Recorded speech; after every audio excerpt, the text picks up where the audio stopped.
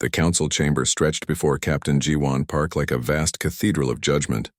She stood at the human delegation platform, her hands clasped behind her back, watching as representatives from 47 alien species took their seats in the circular arena. The air smelled of ozone and something bitter that the Velthrin always brought with them. Above, holographic displays flickered with data streams and voting tallies that had not yet been cast but somehow felt already decided. Ambassador Minho Kim stood beside her, his face carefully blank. He had spent 6 years building relationships with these beings, 6 years of careful diplomacy, cultural exchanges, and patient explanation of humanity's ways. Now those years felt like sand slipping through fingers. High Arbiter Velquin rose from the central dais. The Velthrin was tall and thin, with skin that shifted between blue and purple depending on the light. Its 3 eyes blinked in sequence as it surveyed the chamber. When it spoke, the translation devices embedded in every seat carried its words in hundreds of languages. "We gather to address the human question," Velquin said. The voice was smooth, almost kind, which made it worse somehow. "For 3 decades we have attempted integration. We have shared our technology, our trade routes, our knowledge. We have welcomed Earth into the community of civilized worlds." Jiwan felt her jaw tighten. She knew what came next. "But humanity has proven itself incompatible with galactic harmony. Your species expands too quickly. You question traditions that have stood for millennia. You develop weapons when we counsel peace. You reach for resources with both hands when others take only what they need. You are chaos in a garden of order." Minho stepped forward. "High Arbiter, if I may." "You may not." Velquin's voice remained pleasant. "Earth has been given every opportunity, every chance to adapt, yet you remain yourselves, unpredictable, aggressive, dangerous. The word hung in the air like a blade. Therefore, the Council has reached a decision. The Sol system will be quarantined. We will construct a barrier around your star, severing your access to faster-than-light travel, to our trade networks, to the galactic community. You will have 90 days to prepare. After that, Earth will be alone. It is not cruelty. It is necessity." Minho's voice cut through the murmurs that followed. "This is Exile. You're condemning 7 billion people for being different. We are protecting trillions for being stable," Velquin replied. "The vote will now commence." Jiwan watched the holographic display as votes appeared. Blue for Exile, red for integration. The blues multiplied like a spreading infection. 47 votes, 47 blue lights, not a single red among them. "The decision is unanimous," Velquin announced. "Construction of the quantum barrier will begin immediately. Ambassador Kim, Captain Park, you have 90 days to return to Earth and inform your people. We suggest you use the time wisely." The chamber began to empty. Alien delegates filed out in small groups, some casting pitying glances toward the humans, others showing only relief. Minho's hands were shaking. Jiwan could see the tremor even though he tried to hide it. 6 years, he whispered. 6 years and it meant nothing. "It meant something," Jiwan said quietly. "It showed us exactly who they are." Her communication device vibrated against her wrist. She glanced down at the encrypted message from Earth Command. 3 words: "Prepare for Exodus." Her heart skipped. They knew. Command had known this was coming. "We need to get back to the ship," she told Minho. "Now." The journey back to the horizon's edge passed in a blur. Minho sat in silence, staring at nothing. Jiwan's mind raced with questions. How long had Earth been planning for this? What did Exodus mean? The ship was docked at the orbital station above Velthar Prime, the Velthrin homeworld. As they boarded, Jiwan saw her crew already preparing for departure. Lieutenant Bora Shin looked up from her console, her expression tight with controlled anger. "Captain, we're receiving multiple transmissions from Earth. Admiral Lee wants to speak with you immediately." "Secure channel." Jiwan nodded and headed for her ready room. The door sealed behind her with a soft hiss. She activated the quantum communicator and waited. The face that appeared was lined with age but sharp with intelligence. Admiral Daeho Lee had commanded Earth's defense forces for 20 years. "Captain Park, I assume the vote went as predicted." "Unanimous Exile, sir. 90 days until the barrier activates. Then we proceed with the plan. How much do you know about Exodus Protocol?" "Nothing, sir. Until today I didn't know it existed." Lee's expression softened slightly. "That was by design. Captain, What I'm about to tell you is classified at the highest level. 5 years ago, Dr. Soman Han presented a report to the Security Council. She analyzed every interaction between humans and aliens since first contact. Her conclusion was clear: integration would fail. The galaxy would never accept us. They fear change too much, and we represent nothing but change. Jiwan felt a chill run down her spine. So we've been preparing for exile. We've been preparing to leave on our terms, not theirs. Hidden shipyards in the Kuiper Belt, generation ships, military vessels, experimental drives that don't rely on their technology.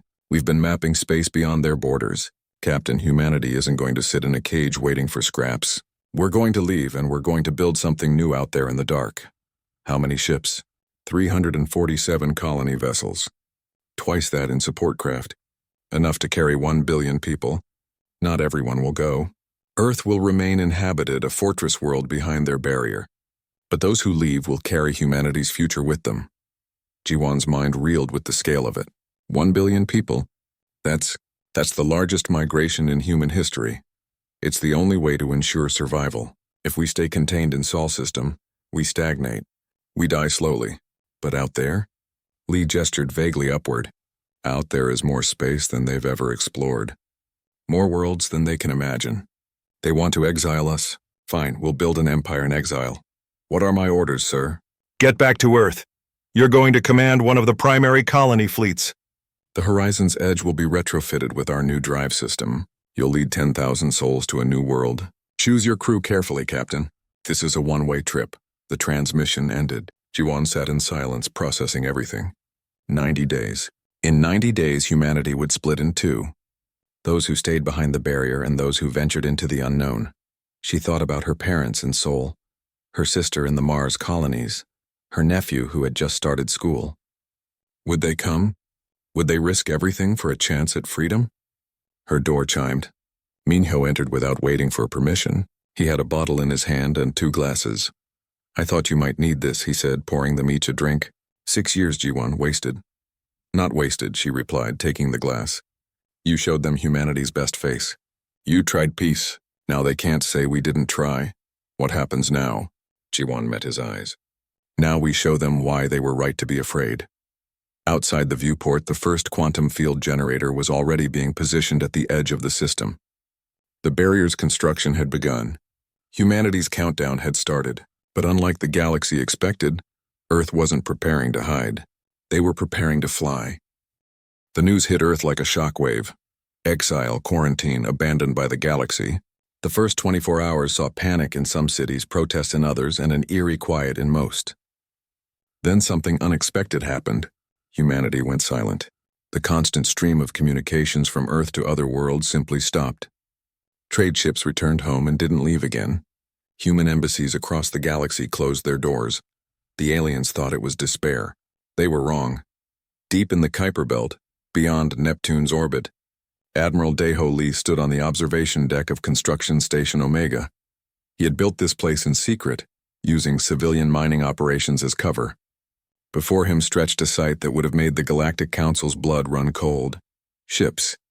Hundreds of them. Generation vessels the size of small cities. Their hulls still being assembled by automated construction drones. Military cruisers bristling with weapons designed from human ingenuity, rather than borrowed alien technology. Science vessels meant for deep space exploration. Supply haulers that could carry resources for decades. Sir, the President is on the line, his aide said. Lee accepted the call. President Han appeared on his screen, her face tired but determined. Admiral, how long until the fleet is ready? 73 days, Madam President. We're ahead of schedule. The quantum barrier won't be complete for another 87 days, which gives us a window. And the volunteers? We stopped accepting applications yesterday. We had 3 times more volunteers than available spaces. People want to leave, ma'am. They want to be free. President Han nodded slowly. I'm staying, Daeho. Someone needs to maintain Earth to keep our home alive. But those who go, make sure they have everything they need. Yes, ma'am. Lee ended the call and turned to find Dr. Soman Han waiting behind him. She wasn't related to the President despite sharing a surname. She was the woman who had predicted this moment 5 years ago, who had convinced Earth's leaders to prepare for the worst. You were right, Lee told her, about all of it. I wish I hadn't been, Soman replied. She was older now, her hair mostly gray, but her eyes were still sharp. "Admiral, I need to show you something." "It's about the drive system." They walked through the station's corridors, past rooms filled with workers assembling equipment, past storage bays packed with seeds and genetic samples, past training centers where colonists learned survival skills. The station hummed with purposeful activity. Soman led him to her laboratory. Inside, engineer Hyeri Choi stood beside a device that looked like a crystalline sphere suspended in magnetic fields. The sphere pulsed with a soft blue light. "We did it," Hyeri said, her voice barely containing her excitement. "We cracked faster than light travel. Our own version, not the galactic standard." Lee stared at the device. "Explain." "The galaxy uses quantum tunneling through their established network," Hyeri began. "They built gates and used them like highways. But we couldn't figure out the gates, so we approached it differently. We don't tunnel through space, we fold it. It's faster, more efficient, and doesn't require any infrastructure." "How much faster?" 30% faster than their best ships. "And it'll only get better as we refine the technology." Lee felt a smile spread across his face. "They exiled us because we were too dangerous.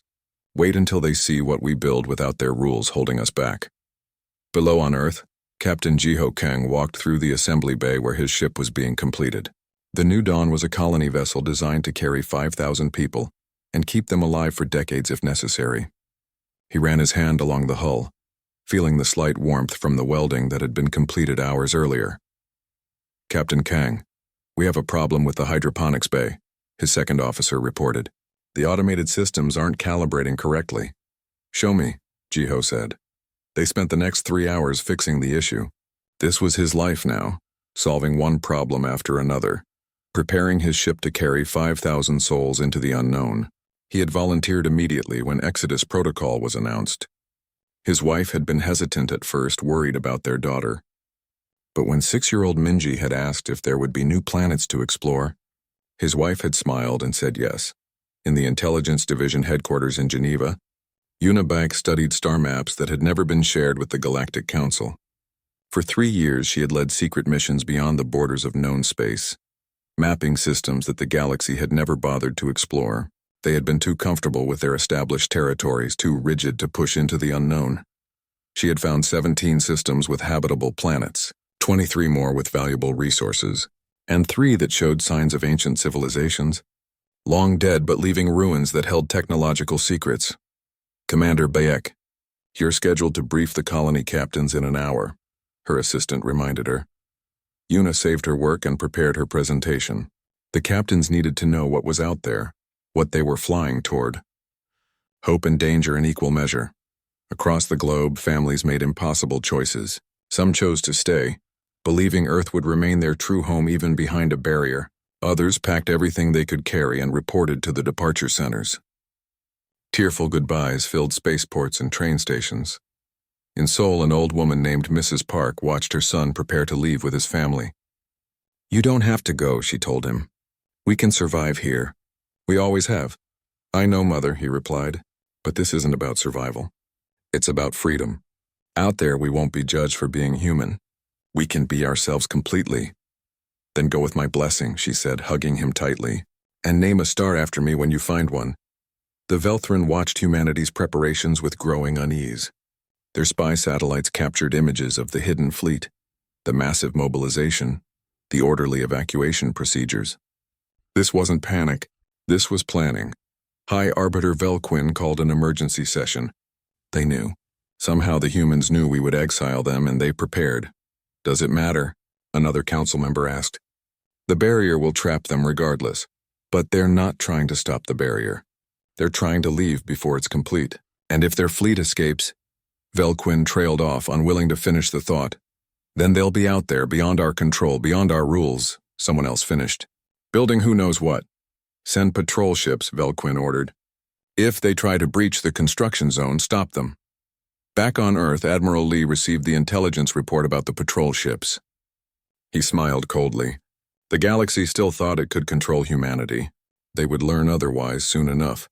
He activated the fleet-wide channel. "All ships, this is Admiral Lee. The barrier construction is at 43%. We launch in 72 hours. Every vessel will be fueled and crewed by then. This is humanity's exodus. Make it count." In the training centers, colonists practiced zero-gravity movement, learned how to grow food in artificial environments, studied alien languages they might encounter beyond known space. Children attended special schools that taught survival skills alongside mathematics. Everyone understood that the journey ahead would be hard, that some might not survive the trip, that they were giving up everything familiar for a chance at something better. But they also understood what they were leaving behind.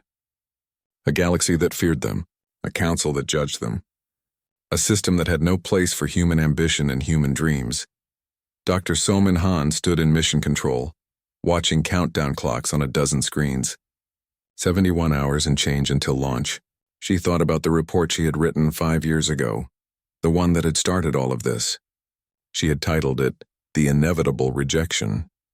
She had proven that humanity and the galactic community were fundamentally incompatible. Humanity changed too quickly, adapted too fast, refused to accept limits. The galaxy wanted stability. Humanity wanted growth. There was no compromise possible between those two desires. "Doctor, are you ready for this?" a young technician asked her. Salman looked at the kid, barely 20 years old, about to leave the solar system forever. "Are you?" "Terrified," the technician admitted, "but also excited. We're going to build something new, something better." "Yes," Samin agreed. "We are." The next 72 hours would change everything. Humanity would either break free or be caged forever, but one way or another, the galaxy would never forget what happened next. 72 hours before the barrier would seal them in forever, humanity began to move. The first ships launched from hidden stations throughout the solar system. They didn't flee in panic or desperation. They moved with purpose, following carefully plotted courses designed months in advance. Captain Ji-won Park stood on the bridge of the horizon's edge, now retrofitted with the new fold drive and loaded with supplies for 10,000 colonists. Her crew worked quietly at their stations, professional despite the magnitude of what they were about to do. Through the forward viewport, she could see dozens of other ships forming up, a fleet that would make history one way or another. "All ships report ready," her communications officer announced. "Fleet Admiral Lee is broadcasting." Admiral Daeho Lee's face appeared on every screen in every ship throughout the Exodus fleet. His expression was calm, but his eyes held fierce determination. "Today, humanity takes its future into its own hands. The galaxy decided we were too dangerous to remain among them. They were right, but not in the way they think. We are dangerous to stagnation, dangerous to fear, dangerous to those who would rather cage others than face change. Today we break those cages. We fly not as refugees, but as pioneers. Safe journey to you all." The transmission ended. Orders cascaded down through the fleet. 347 colony ships, twice that many support vessels, and 100 military escorts began moving toward the gaps in the incomplete barrier. On the new dawn, Captain Jiho Kang walked through the habitat sections where colonists were strapped into their crash couches. Families held hands. Some prayed. Others sang quietly. His daughter Minji waved at him from her seat next to her mother. Too young to understand the fear, but old enough to sense the excitement. "All sections secure, Captain," his first officer reported. "We're ready." "Then let's go find a new home," Jiho replied. The New Dawn fired her engines and fell into formation behind the horizon's edge. Around them, the greatest fleet humanity had ever assembled began its exodus from Sol system. Pilot Taeyong Song commanded a squadron of 20 fighters flying escort for the colony ships. His cockpit was cramped and his ship carried enough fuel for maybe 6 hours of hard flying, but he had the best seat in human history. Below his wings stretched a river of light as hundreds of ships ignited their drives. "Escort Wing Delta, stay tight on the New Dawn group," he ordered his squadron. "Watch for incoming." The Velthran patrol ships were waiting at the edge of the construction zone exactly as predicted. 30 vessels, each bristling with weapons designed to intimidate rather than fight. They had expected humanity to beg for passage or try to negotiate. They got neither. "Unknown fleet, you are ordered to return to Earth immediately," came the transmission from the Velthran commander. "This breach of the quarantine zone is illegal." Jiwon opened a channel.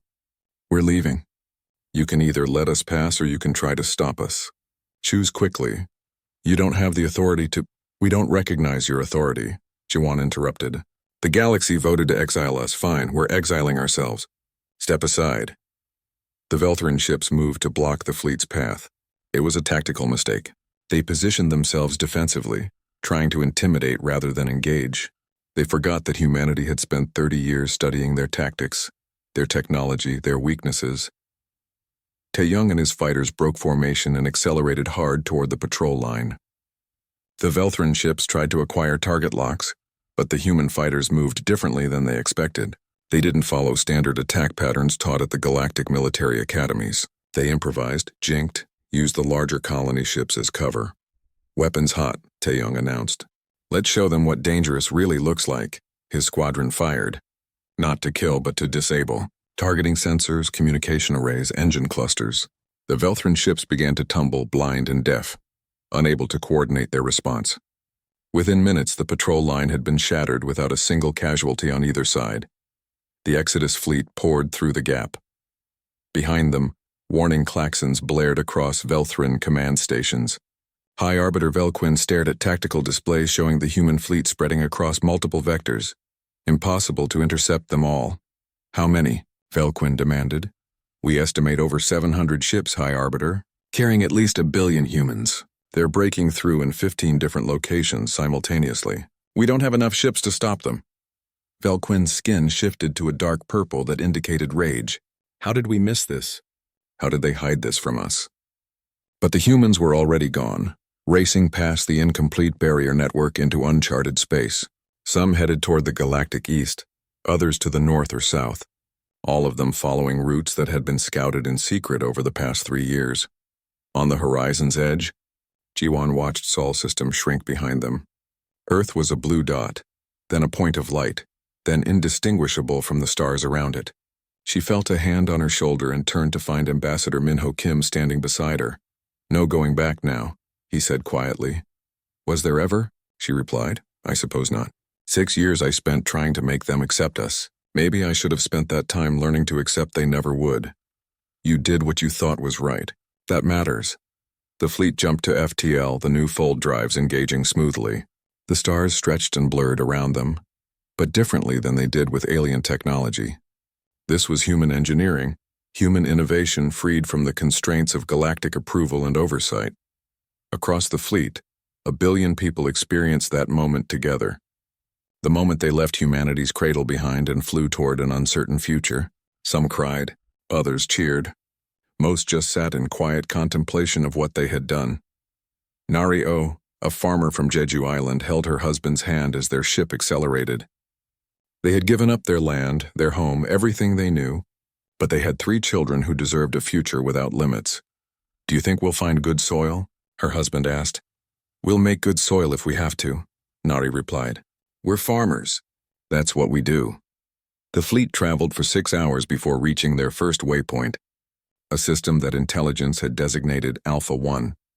It was uninhabited, unexplored by the galactic community, and perfect for what humanity needed.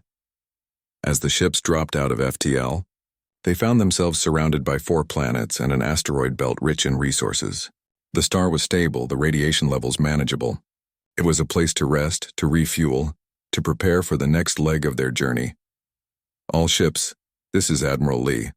Welcome to Alpha 1. We'll hold position here for 72 hours. Use the time to make repairs, check systems, and rest. Scouts begin surveying the inner planets. Mining teams assess the asteroid belt. Everyone else breathe. We made it out." On the new dawn, little Minji pressed her face against the viewing port, staring at the alien sun with wide eyes. "Papa, is this our new home?" "One of them, maybe," Jiho told her. "We're going to find lots of new homes. Will they have flowers?" "Mama says Earth has flowers. I bet we can grow some," Jiho promised.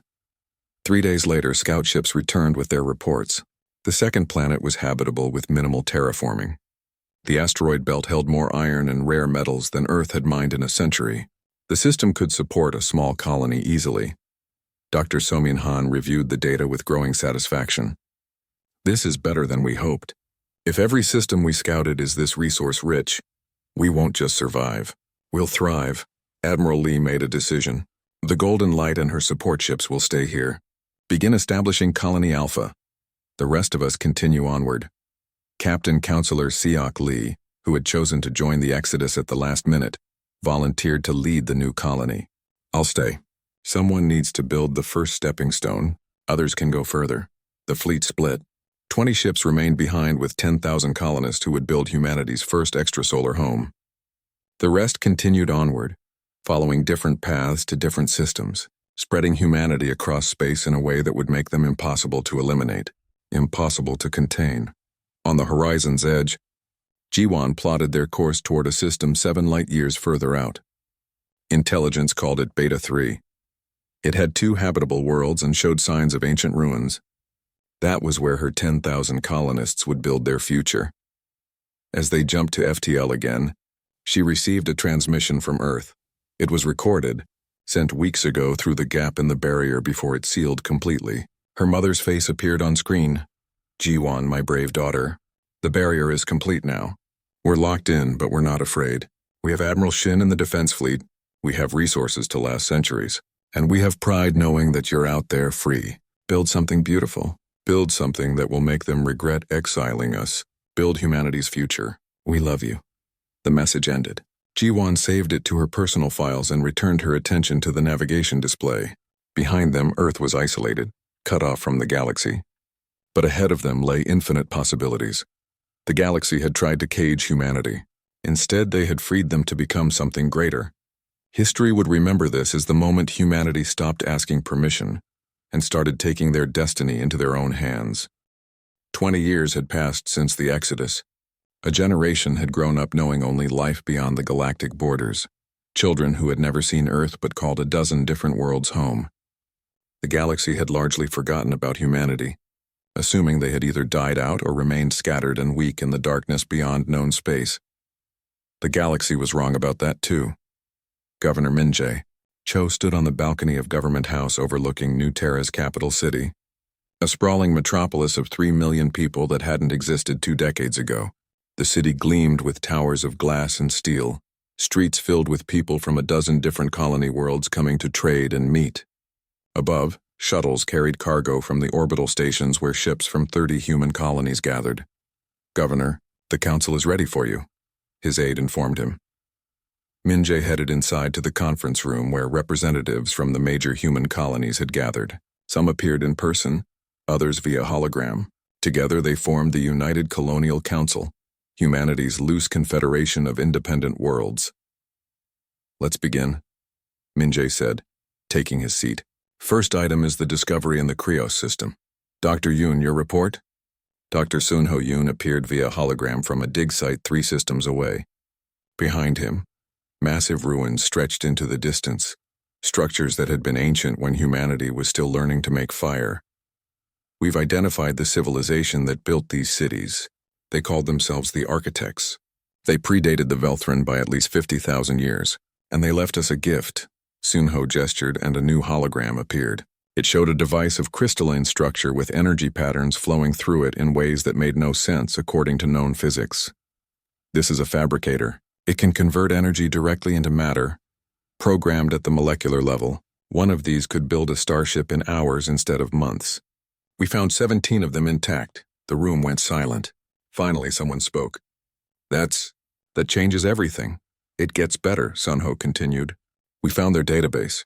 They left records, technical specifications, star maps covering 1/3 of the galaxy. They were running from something, spreading their technology across space, hoping someone would find it after they were gone." "Running from what?" Minjae asked. "They called it the Devourer. We haven't found any solid information yet, but the fragments we've translated suggest something that consumed entire civilizations. It might be long dead or it might just be sleeping. Either way, we have access to technology that makes Galactic Standard look primitive." Commander Hyejin Nam, captain of the military vessel Defiant, leaned forward. "Governor, with respect to the good doctor's discovery, we have a more immediate issue. 3 days ago, we picked up a distress signal from the direction of galactic space." "From whom?" "A species called the Tauren. Small population, maybe 2 billion total, spread across 3 worlds in council space. According to the message, the Velthran have decided their resources are needed for the war effort." "What war effort?" "That's the interesting part. According to our intelligence network, and yes, we have an intelligence network operating in galactic space, the council is fracturing. Multiple species are in open rebellion against Velthran dominance. The Tauren refused to surrender their dilithium mines, so the Velthrin sent battle fleets to take them by force. Minji processed this. And they're asking for our help? Not specifically. They sent a general distress call, but we're the only ones close enough to respond in time. Their shields will fail in approximately 72 hours. After that, it's genocide. The council chamber erupted in debate. Some argued for caution, unwilling to draw galactic attention. Others insisted that standing by made humanity no better than the council that had exiled them. The argument went in circles until Minje called for silence. Commander Nam, how many ships would we need to make a difference? The Defiant and 5 support vessels. Maybe 8 total. The Velthrin fleet isn't large. Just 3 cruisers and support craft. They're not expecting resistance. Nobody has successfully fought them in centuries. Because nobody had a reason to, another council member said. We do this, we announce our presence. The galaxy will know we survived, that we're strong enough to challenge them. Maybe that's not a bad thing, Minje replied. 20 years ago we left because they feared us. Maybe it's time to show them they were right to be afraid, but wrong about why. Send the ships, Commander. Save those people. Admiral Jiwan Park, now commanding the entire colonial defense fleet from her flagship, received the orders while patrolling the frontier. She was older now, her hair showing gray at the temples, but her eyes held the same fierce determination they had during the Exodus. Set course for Tauren space, she ordered. Maximum speed. And someone get me an intelligence briefing on the Velthrin fleet composition. I want to know every weakness they have. The Defiant and 7 other human vessels jumped into Tauren space 60 hours later. They arrived to find 3 Tauren worlds burning. Orbital bombardment turning cities to ash while Velthrin cruisers held position above. All ships battle formation, Jiwan commanded. Target their weapon systems first. Disable, don't destroy. I want prisoners to tell everyone what happened here. The human ships moved like nothing the Velthrin had ever seen. The new drives made them faster and more maneuverable. The architect technology enhanced their shields. But more than that, human tactics were unpredictable, creative, willing to take risks that the rigid Velthrin doctrine couldn't counter. The battle lasted 17 minutes. All 3 Velthrin cruisers were left drifting, blind and helpless, their weapons disabled and their crews alive but terrified. The Tauren watched from their dying worlds as 8 ships they didn't recognize systematically dismantled a fleet that had been moments away from exterminating them. Jiwan opened a channel to the Tauren government. This is Admiral Jiwan Park of the United Human Colonies. Your worlds are secure. The Velthrin fleet has been neutralized. We're deploying medical teams and emergency supplies. You're safe now. The response came from a Tauren female whose name translated roughly as Mira. Human, but humans were exiled. You're supposed to be dead or scattered. We're alive, we're organized, and we remember what it's like to be abandoned by the galaxy. Nobody deserves genocide. We'll help you rebuild. Over the next weeks, human aid ships arrived in Tauren space. Medical teams treated the wounded. Engineers helped repair critical infrastructure. And slowly the Tauren began to understand what humanity had become in 20 years of freedom. Mira met with Jiwan on the bridge of the Defiant. Why help us? Your people owe us nothing. If anything, we voted for your exile. You were following the herd, Jiwan replied. But now you've seen what happens to those who can't keep up with the herd's demands. Today it was you. Tomorrow it might be someone else. The galaxy needs to change. Maybe we can be the catalyst, word spread fast. Within weeks, every species in the galaxy knew that humanity had survived, had thrived, and had just humiliated the Velthrin military. More importantly, they had done it to save innocent people, not for conquest or revenge. On New Terra, Minje received dozens of communication requests from minor species, all asking the same questions. Could humanity help them? Could they trade with the colonies? Could they learn how humans had become so strong so quickly? Governor, this is spiraling, his aide warned. We're going to have to decide what kind of power we want to be. Isolationist or interventionist? We can't be both. Minji thought about Nario, the farmer from Jeju Island who had taken over agricultural development on New Terra. She had created farms that fed millions, had developed new techniques that other colonies copied. She had built something from nothing, just like humanity had built these colonies from exile. We came out here to be free, Minje said finally, but freedom means nothing if we're the only ones who have it. Open communications with anyone who wants to talk. Share our technology with species who will use it responsibly, and make it clear that genocide won't be tolerated anywhere near our space. That's practically declaring war on the Council, his aide said. No, it's declaring that there's an alternative to the Council. Let them decide how they want to respond. The message went out across human space. The United Colonies would trade freely, would defend the innocent, and would stand against tyranny. Within days, 3 more species requested asylum in human space. Within months, a dozen minor civilizations had established trade agreements. And on Velthar Prime, High Arbiter Velquin stared at reports of humanity's actions with growing dread.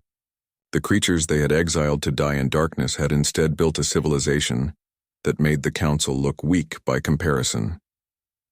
They were supposed to disappear, Velquin said to the empty council chamber. They were supposed to be forgotten, but humanity had never been good at being quiet or staying in their assigned place. 20 years in exile had made them stronger, smarter, and more determined than ever. The galaxy was about to learn what happens when you try to cage a species that was born to fly. 35 years after the Exodus, the galaxy was burning, not from war between familiar enemies, but from the collapse of the order that had held for thousands of years. The Velthran Empire, once the unchallenged power of the galactic community, was fracturing under the weight of a dozen rebellions and its own corruption. President Dongyun Park stood in the command center of New Terra, watching tactical displays showing conflicts across 15 sectors. She was young for a president, only 43, but she had been born during the Exodus. She had never seen Earth except in recordings. Her entire life had been spent building the colonies, preparing for the day when humanity would matter again. That day had arrived with a vengeance. Madam President, we're receiving another distress call, her communications officer reported. This one is from within the Velthran Empire, a colony of Velthran civilians caught between rebel forces and imperial fleets. They're requesting sanctuary. Velthran asking us for help. Ambassador Kyungmi Ro said from her position beside the president. How times change. Kyungmi was the new generation of human diplomats, trained not to beg for acceptance but to negotiate from strength. She had spent the last 5 years building relationships with the rebel factions, quietly offering support while maintaining official neutrality. Send aid ships, Dongyun decided. Make it clear they're rescuing civilians, not taking sides in the civil war. That distinction might not matter much longer, Admiral Jiwon Park said, appearing via hologram from her flagship. She was older now, in her 60s, with silver hair and a face lined by decades of command. The Velthran Empire is 3 months from complete collapse. When it falls, there's going to be a power vacuum. Someone is going to fill it. You think we should? Dongyun asked. I think we should make sure whoever fills it isn't worse than what came before. The galaxy tried to exile us because we represented change. Now change is happening whether they wanted it or not. On the other side of the galaxy, the barrier around Sol system flickered and died. After 35 years of isolation, the quantum field generators finally failed from lack of maintenance. Earth was free again, though nobody had noticed yet. Except Earth had noticed. Admiral Shin, who had commanded Earth's defense for 3 decades, sent a message to the colonial government on New Terra. The barrier is down. We're coming out. It's time to remind them we exist. The message took weeks to arrive, but when it did, Dongyun smiled. Earth had been preparing too. While the colonies had built an empire beyond the borders, Earth had turned their solar system into a fortress. Every moon, every asteroid, every scrap of space was now defended by weapons and shields that made the old Council military look primitive. But events were accelerating faster than anyone anticipated. A new threat emerged from the galactic core, something the rebels called the Ravagers. They weren't a species. They were a fleet massive beyond comprehension that consumed everything in their path. Worlds, resources, entire civilizations. The Ravagers had been dormant for thousands of years, sleeping in the dark between galaxies. Something had woken them. Now they were moving through the galaxy like a plague, and neither the Velthran Empire nor the rebel factions could stop them. High Arbiter Velquin, now old and desperate, did something unprecedented. He sent a message to New Terra requesting a meeting. It's probably a trap, Kyungmi warned Dongyun. The Velthran don't suddenly become reasonable. But if it's not, if they're truly desperate, we need to hear them out, Dongyun replied. Set up the meeting. Neutral ground. Full security. They met on a space station in neutral territory, one of the few places not touched by rebellion or invasion. Velquin arrived with minimal escort, which was itself a sign of how far the Empire had fallen. The Velthrin looked old and tired, its three eyes dim with exhaustion. "President Park," Velquin began, "I am here to admit that we were wrong." Dongyun waited, saying nothing. 35 years ago, we exiled your people because we feared change. We feared what humanity represented. We chose stagnation over growth, control over freedom. Now that choice is killing us. The Ravagers are coming, and we cannot stop them. The rebel species cannot stop them. The entire galactic community combined cannot stop them with our current military capabilities. "And you think we can?" Dongyun asked. "I think humanity has spent 35 years developing technology without our restrictions. I think you saved the Tauren when no one else would. I think you have proven to be what we should have been. Adaptable, innovative, and willing to help others. I am here to ask formally for humanity's aid against the Ravagers." Kyungmi leaned close to whisper to Dongyun. "This is the moment we've been waiting for. The galaxy needs us. We can name our price." Dongyun stood and walked to the viewport, looking out at the stars. Somewhere out there, her grandmother had commanded the original exodus. Somewhere out there, 1 billion humans had fled into darkness rather than live in a cage. What would they want her to do now? "High Arbiter, you exiled us because we were dangerous." "You were right. We are dangerous. Dangerous to evil, dangerous to tyranny, dangerous to anything that threatens innocent lives. If the Ravagers are coming, then yes, humanity will fight. Not for you, not for the Council, but because it's the right thing to do." She turned back to face Velquin. "But when this is over, the galaxy changes. No more Council of 47 species where 47 vote to exile the 48th. No more rigid hierarchy. Every species gets a voice. Every world gets representation. Real representation. Can you agree to that?" Velquin was silent for a long moment. "If we survive, I will support such changes. You have my word. Then humanity will help." The word went out across human space. Every colony, every ship, every able-bodied person who could fight or support those who did. This was it. This was humanity's chance to prove they deserved their place among the stars. Admiral Jiwan Park assembled the largest fleet humanity had ever gathered. 200 warships built with human innovation and architect technology. Each one was faster, more maneuverable, and more dangerous than anything the old council had designed. Crews drawn from 30 different colonies, speaking a dozen dialects of human languages, but united in purpose. Dr. Somin Han, now ancient but still sharp, supervised the installation of architect fabricators on the fleet's carriers. They would allow rapid repair and resupply during battle, a capability no other force possessed. And from Earth came Admiral Shin with the Sol Defense Fleet, 50 ships that had spent 35 years defending humanity's homeworld, now ready to defend the galaxy that had exiled them. The combined human armada jumped toward Velthrin Prime, where the Ravagers would strike first. They arrived to find the system already under attack. Ravager ships, massive and alien, tore through the planet's defenses like tissue paper. Cities burned. Orbital stations fell. Millions died with every passing minute. "All ships, this is Admiral Park," Jiwan announced on the fleet-wide channel. "They exiled us because we were dangerous. Let's show them they were right. Attack formation. Target the largest Ravager vessels. For humanity. For the galaxy. For everyone who ever told us we couldn't survive out here. Show them what dangerous really means." The human fleet hit the Ravagers like a hammer. Ships designed for speed and innovation against ships designed for brute force and intimidation. It should have been a slaughter. It was, but not in the way the Ravagers expected. Human ships danced between the massive Ravager vessels, targeting weak points with precision. They used the architect shields to absorb hits that would have destroyed conventional ships. They coordinated in ways that the Ravagers, used to overwhelming enemies through sheer numbers, couldn't predict. Young pilot Taeyong Song's grandson, also named Taeyong, flew a fighter squadron through impossible maneuvers, drawing fire away from colony ships evacuating civilians. Commander Hyejin Nam's ship, the Defiant, rammed a Ravager cruiser at full speed, her shields holding just long enough to punch through its hull before teleporting the crew away. The battle for Velthrin Prime lasted 3 days. When it ended, The Ravagers had been pushed back for the first time in their invasion. The cost had been high. 15 human ships lost, thousands dead, but the line had held.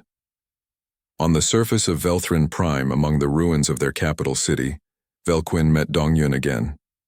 The High Arbiter looked at the human president with something that might have been respect or might have been shame. You saved us. After everything we did to you, you saved us. We saved the innocent people caught in this, Dongyun corrected. What you did to us we haven't forgotten, but we also haven't let it make us cruel. That's the difference between humanity and the old council. We grew from the exile. You stayed the same until it destroyed you. What happens now? Now we finish this war. Then we build something better. Together. Or you can stand aside and let us build it without you. Your choice. Velquin looked up at the sky where human ships moved in formation, protecting a world that had once voted unanimously to exile them. I think, the old Velthrin said slowly, that the galaxy is about to learn what it means to be part of humanity's story instead of standing against it. Yes, Dongyun agreed. Yes, it is.